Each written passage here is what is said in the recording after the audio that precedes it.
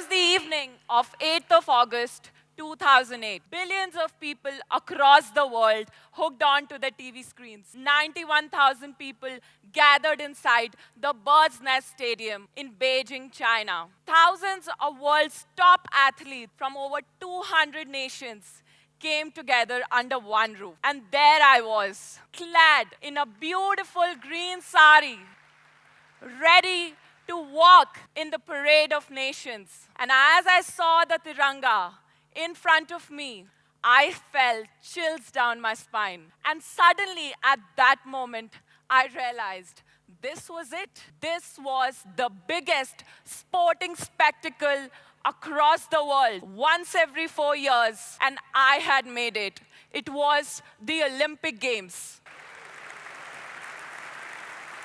And as I stepped inside the Bird's Nest Stadium, I pinched myself. Not once, twice. It was hard to believe I was there. We walked across, waving to the crowd, and all I could see were flashes of lights.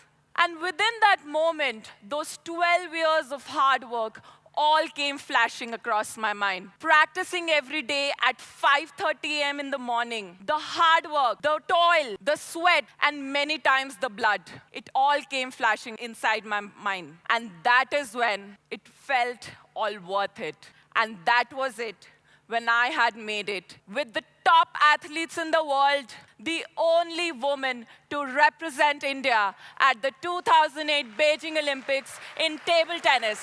I was there. But when I started playing table tennis back in 1997, I was a little plump, very little kid from Delhi who also liked cartoons and loved going to school. I had a very unique love-hate relationship with the sport. I had no idea why I started playing. I had no idea why I was practicing. And I had no idea why I was working so hard. Or what I could recall, I only practiced. I loved going to the sessions because I used to hang out with my brother all the time. And I had a very unique technique. So unique that when in 2001, I won the first national championship, the top Indian coach at that time told me, you won the juniors, but you'll never make it big in the senior category. Now, let me explain to you what this unique technique was. The black side of the rubber, think of it as a nicely newly painted wall. If you throw a ball at it, it'll respond, throw the ball back to you in a similar fashion. But mine, the red side that you see, is the long pimples. Now think that newly painted wall now has a lot of bumps into it. It is rough, it is uneven.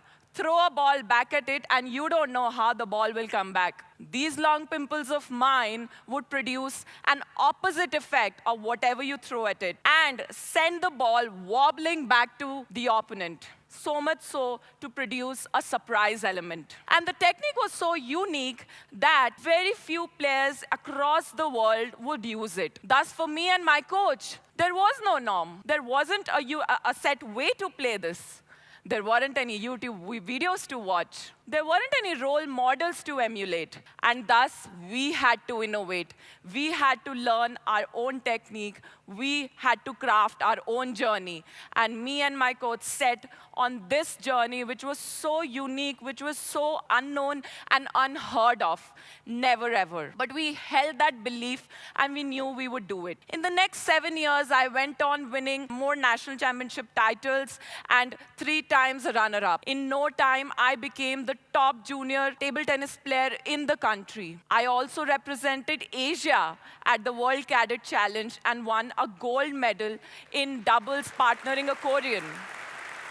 But while we were set on this journey, life was so not normal. There were no time to invest in friendship. At school, my classmates even forget that I existed. Even on tour, at that time, it was dominated by players from states like Bengal, Maharashtra, and Tamil Nadu. And here there was this girl with this unique technique, curly hair, ready to rock on, who just became the topmost junior player in the country from Delhi. It was leading a very lonely, secluded life. But I was there because of the backing of an excellent support system of my parents, my coach, and my family. I have 2 elder brothers, but I I was the favored kid. And this favored kid, who had no clue what I was doing back in 1997, soon set her eyes on the Olympics. In 2008, when I finally made it, that's when I realized how far away we were from winning an Olympic medal. I lost the first round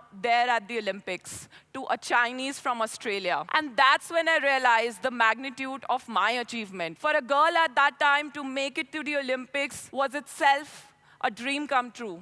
But I wanted to win an Olympic medal for India.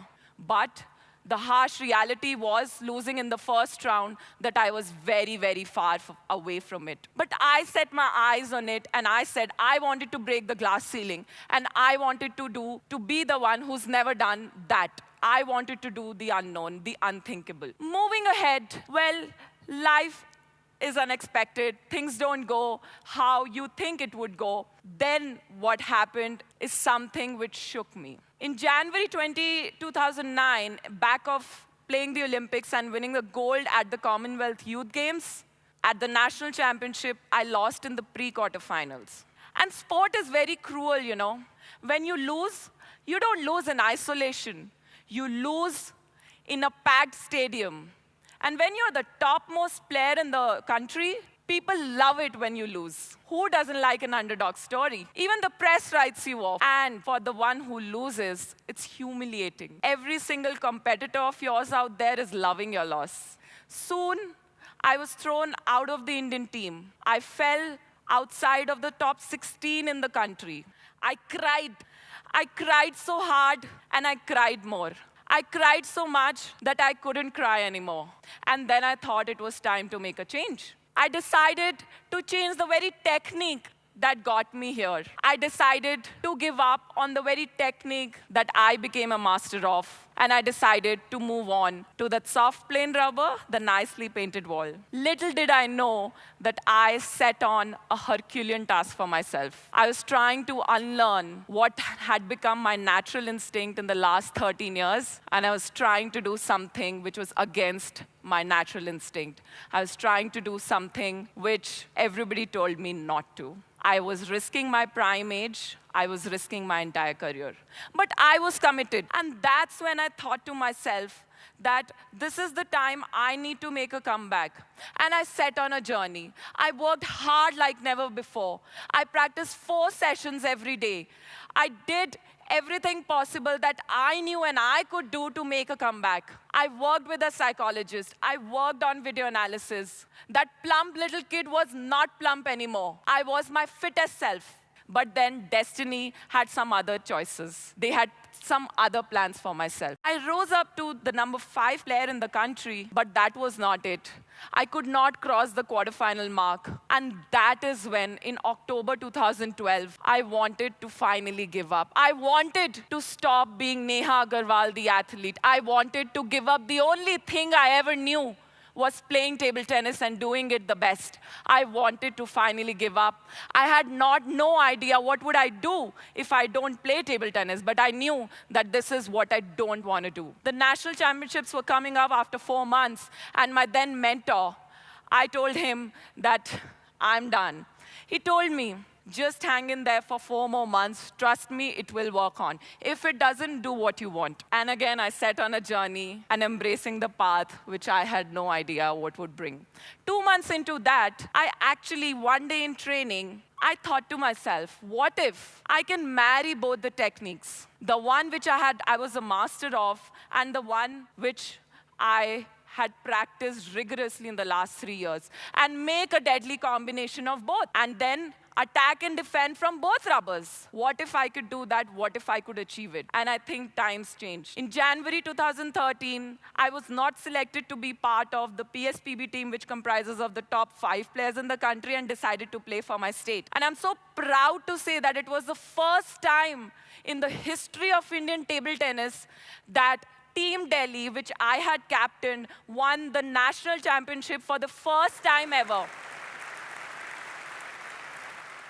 I was unbeaten throughout the tournament. I won 2 bronze medals for India at Commonwealth Championship. And then in August 2014, I was selected to represent India at the Asian Games. And And in the last 5 years, I felt naked. Naked because of the pride that I had always worn was taken off because I wasn't not in the Indian team. And when I got my kit for the Asian Games, the first thing I did, I took on the jacket, I wore it, my ceremonial Asian Games jacket, I put it on and clicked a picture in front of my trophy cabinet.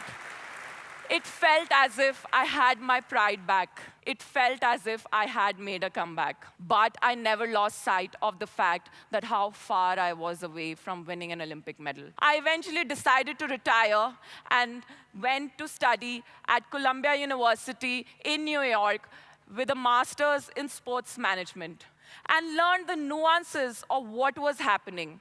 Because I understood that what we were trying to do is something that we were not competing and playing and training against the best in the world at par with them. I refuse to believe that we do not have talented athletes. I refuse to believe that we do not have athletes who don't have the grit and the determination. I refuse to believe we weren't athletic strong. What was the reason? In the last 5 Olympic Games, India has won 13 medals. Think of a country of Kazakhstan, which we will never ever compare in terms of our economy, has won double the medals that we have won ever. What was going wrong? It was the planning, it was the way we were nurturing the athletes. There was some problems that we were making while we set the journey. Why did it take for me 4 years to make a comeback?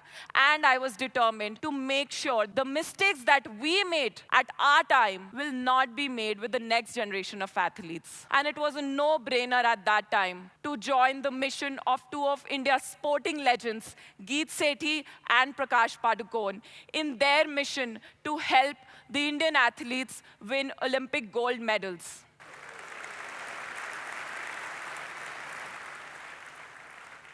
OGQ is very proud to say that in the last 2 Olympic Games, India has won a total of 8 medals. And 5 out of those 8 medal winners, their entire training and preparation has been looked after by OGQ. PV Sindhu, Saina Nehwal, MC Mary Kom, Gagan Narang, and Vijay Kumar. And that is what we want to do. At OGQ, we want to ensure our athletes have access to the best coaches in the country or abroad, so be it foreign or Indian coaches. We want to ensure that they play at the right tournaments, in the right training areas, be in India and abroad. We want to make sure that we give them the best equipment that they need to play with. We have a world-class team of sports science experts. We have a world-class team of doctors, trainers, physiotherapists, psychologists who are working 24/7 with our athletes on ground. And together, adding on to sports legends like Viren Raskina and Vishwanathan Anand, we all want to ensure that the mistakes that we made at our time are not repeated and are not made ever again. Because it's that 1% which actually makes or defines if you're a participant or a medal winner at the Olympic Games. We want to ensure that we get 1% better in training, we get 1% better in competition, we get 1% better in our strength, we will get 1% better mentally, and there we will be there at par with the best athletes in the world.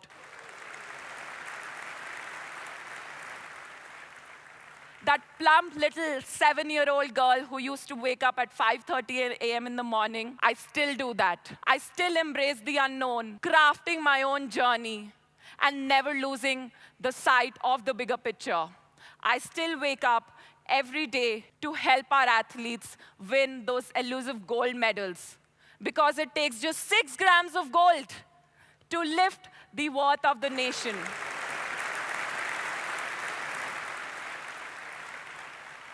Six grams is the weight of pure gold in an Olympic gold medal. And me and my entire team are determined to bring those gold medals for India. Thank you.